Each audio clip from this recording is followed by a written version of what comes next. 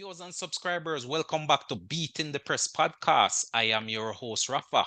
Now, coming up in today's podcast, we're going to be previewing the Euros semi-final matchups.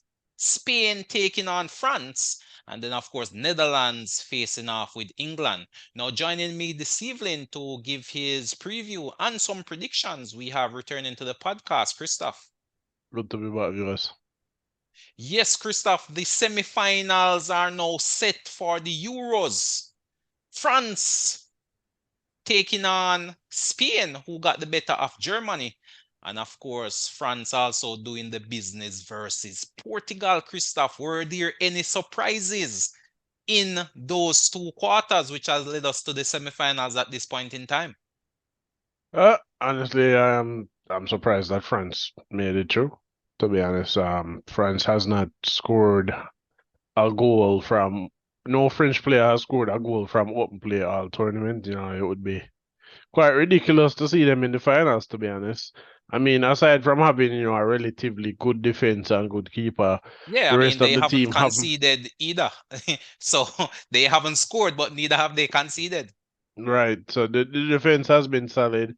Um, you know, Good for them for selecting William Saliba because I am of the, if I recall, Didier Deschamps did not want to play him, but was forced to by the other players. So, Well, I um, mean, who to tell? That could have just been him playing mind games, in all honesty, getting the other teams off their guard, so to speak. But definitely, Saliba has been a standout in this tournament, Christoph, coming off his rich form for Arsenal. And I'm hearing pundits of a bigger ilk regarding him as the best defender in the world currently.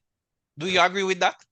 I don't know if he's the best defender in the world currently, but definitely, Arsenal was the best defense in England last season. Whether they were the best in Europe, I don't know the statistics for that at the moment, but he's definitely in a very rich vein of form. We saw that last season, we saw that the previous season. So it's just a matter of, where he goes from here.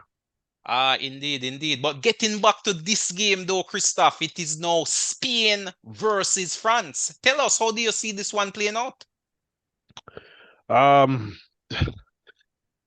I can't see France beating Spain without being able to score goals at the moment. Well, The defense is solid. The defense is solid, but Spain is creating chances left and right. It's just a matter of Spain taking those chances. France, on the other hand, is struggling to create chances and struggling to take chances.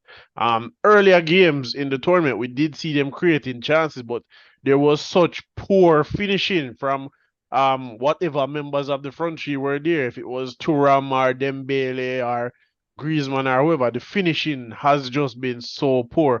I am quite shocked that Deschamps has not decided to start Giroud in any of the games. It's very interesting, having an well, I out and mean, out this striker. could be the game, though, Christoph, where the shackles come off. You haven't scored all tournament. The law of averages suggests you must get one in the semi-final versus Spain. And of course, as you I, said, Spain is definitely in a rich vein of form, but that French defense has been a wall. No team have breached it thus far. So you could say it's going to be a difficult uphill battle for the Spanish team. And of course, I believe they are a younger team, a less experienced team. France have been there, done that. So for me, though, Christoph, I mean, it's France all the way for me. What says you? What's your prediction? I am a France fan, but I can't look past Spain at the moment. I can't France can't win until they do something about their chance creation. They're not playing any balls in behind to make use of the pace of Dembele or Mbappe. We know Mbappe is one of the fastest players in the world, but there's no ball being played in behind for him to run on to for him to So use you're that saying pace. it's the supply chain then that This is really the French issue? definitely the supply chain, but like I said, they do need to find something up front. They need to start Juru or something. They need to start Juru. Out and out proven striker. If he doesn't score goals, he draws at least two defenders with him. And that frees up space for your wide players, your wide forwards to come inside and shoot. I don't know what they're doing in their build up game wise. It's just they're not creating enough. And when they do create those few chances, they don't take those chances. So, Ah, indeed, very tough. indeed. Personally, I go with Spain. I think Spain win 2-0.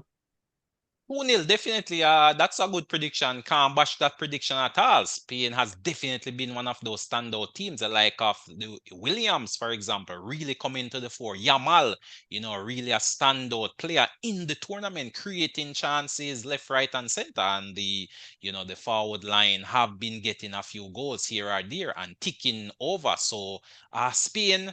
I would not be surprised if Spain won, but for me, Christoph, I am going with the experience of this French team and that stout defense that they have, which is yet to be breached. So for me, I'm gonna call this one 2-0 for France. I feel this is a game where they find their shooting boots and they get a few more goals. Much of this French team is also familiar with the Spanish La Liga.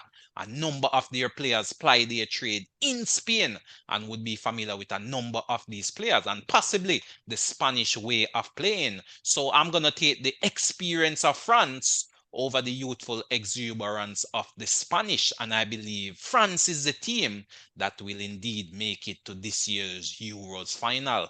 But we move, Christoph, and we move to the next semi-final. It is the England versus Netherlands, the English versus the Dutch. Talk to us, Christoph. How do you see this one?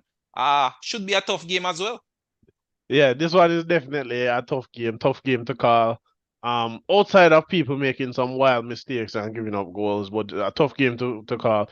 Um, Netherlands has been scoring quite a number of goals, but I feel like they have not touched their top gear or their top form as yet. While England, like France, has been floundering all tournament. They won their first game, but every game since then has been quite ridiculous, to say the least. Is it that they played two penalty shootouts back to back now, right? Is it two? No, it's not two. They played an extra time. They got a victory in the extra time in the round of Yeah, 16, they and went extra then time. That Jude the Bellingham quarterfinals went to bicycle and then penalties. Kane in That's extra right. time. Exactly, Right. exactly. So, I mean, to be honest, Christoph, this English team, this seemed to be their characteristic. I can describe it no other way. It's just a case where they have the players, they have the quality. However, from a managerial point of view, it is this sort of gameplay which they have brought to the fore. And believe it or not, it is working for them. It's not the most attractive brand of football. It definitely has you on the edge of your seat in terms of the negative type of play. However, they have been pinching a goal here or there, which has been enough to progress them in the tournament. And at the end of the day, no one will remember the style of play if at the end you are the one lifting that trophy. Mhm. So I don't believe we should expect any attractive football from England. This is the England that we have been seeing throughout the tournament. And I think this is the England that will continue. And for me, though, Christoph, I believe it's the England that will continue. And it wouldn't be surprised to me if they move on to the finals. It could be through extra time again. Could be through penalties. But I believe this sort of playing style, if you want to call it that, this negative defensive not very fluent English play, it has been getting the job done, and I believe it will get the job done over the Netherlands as well. What says you?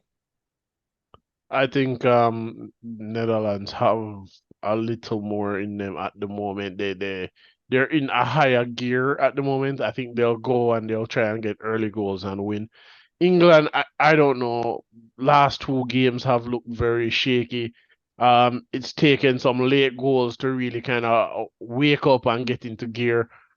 This might be the game where they're getting into gear.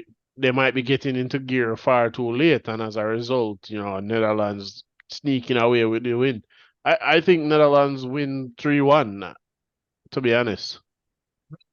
Interesting call there. Definitely, 3-1 is a lot of goals for a semi-final. And as we have seen, these games, since they went to the second round, have been rather close. A number of games going to extra time, a few going into penalties.